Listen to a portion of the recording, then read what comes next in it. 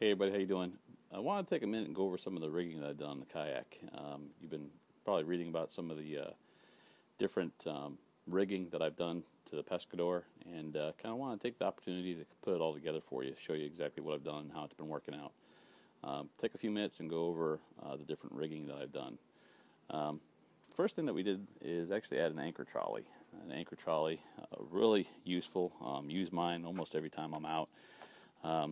Did something a little different with mine. Up front here you can see we used just a bungee, what they call a bungee ball, and we put the front pulley on that, ran it down, used just a couple of keepers there to keep the line where it needs to be, one towards the stern here, and then another bungee ball with the second pulley on the back of the boat.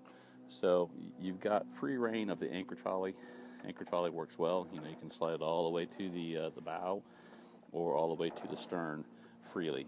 The bungees really do come in handy. It does give the anchor trolley a little bit of needed give, but so far that's worked out pretty well. Another mod that I did, or another rigging that we did, installed a couple pieces of gear track, just short. I believe it's a 4-inch gear track. This one side here on the right side of the boat, I use typically to mount my VisiPole on. Being out on the water, every time I'm out, I want to make sure that I have that VisiPole by YakTak, and I'll tell you, it works out really well. Same thing on the other side, a little piece of 4-inch gear track. My intent for that is to eventually mount a camera pole on this one, so you can kind of have that over-the-shoulder camera angle. So we've got the anchor trolley, we've got the gear track down. Along with the anchor trolley, we installed just this little cleat here for the anchor rope.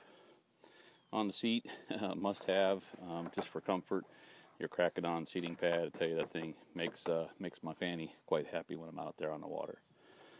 One of the bigger installs that I did was adding the fish finder, and I added a Humminbird 170. And you can see here the mount options. We did a mighty mount for the base, used a short extender with a ball mount to the Humminbird mount, and then the Humminbird on there. And the nice thing about this is, it really lets you go. There are infinite different angles that you can place the fish finder at.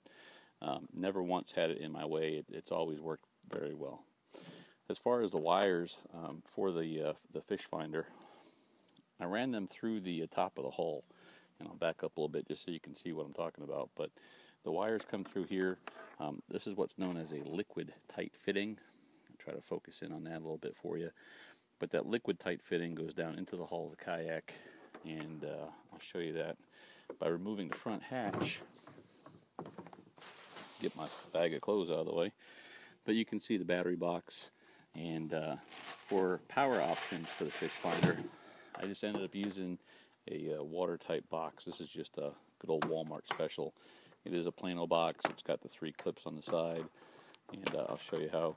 It's got a gasket around the top of it, and I use just 8 AA batteries on a 9-volt battery connection, and put an inline fuse for the fish finder, and that's what powers the fish finder. And I've been out 6-8 hours, and I tell you, it's lasted no problem at all with those batteries.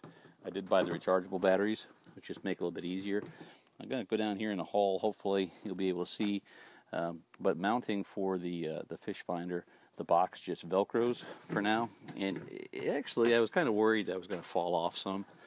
But surprisingly, the battery box has stayed put, and the Velcro seems to hold. And then for the transducer part, I've used good old duck seal.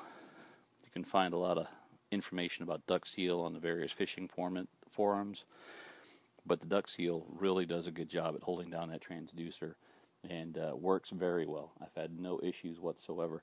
And the nice thing about the duck seal is it's not a permanent solution like the Lexel or other kinds of silicone adhesives.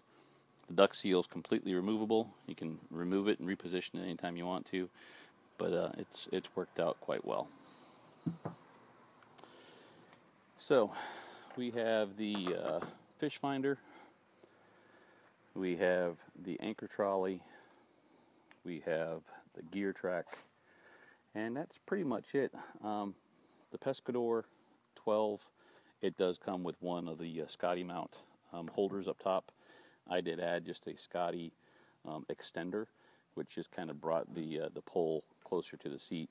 And I tell you, it is kind of nice. You know, you're not leaning so far forward with it. Scupper holes, I went to my local Ace Hardware, found a couple rubber stoppers, and I use those for my scupper holes. The rubber plugs for the scuppers work well. Kind of helps keep. I was having some water kind of come up close to this hatch here, this hatch cover, and I was worried that we were going to start getting some water in there. So I left these two plugs in the scuppers there, and I actually ended up removing these by my feet just so that water could drain. I ended up leaving those holes open. But that's it. So far, so good. I'm really enjoying the Perception Pescador. I'm sorry, the Perception Pescador, the 12.0. It's been a good boat, and I do highly encourage it. Future mods, the biggest thing that I'd like to add to it is a rudder kit, and you can see that the Pescador does come pre-drilled for a rudder install.